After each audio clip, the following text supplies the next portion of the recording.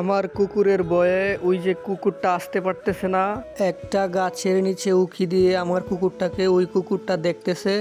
তো ফাইনালি চলে আসলো। না না, জাগা জাগা, হে জাগা, হে জাগা, হে জাগা, জাগা জাগা, হে জাগা, হে জাগা, হে জাগা। কিছু করবি না রে, কিছু করবি না, এত গার্লফ্রেন্ড। না না না না, যা, যাবি গা? মজা কিনে দেখা।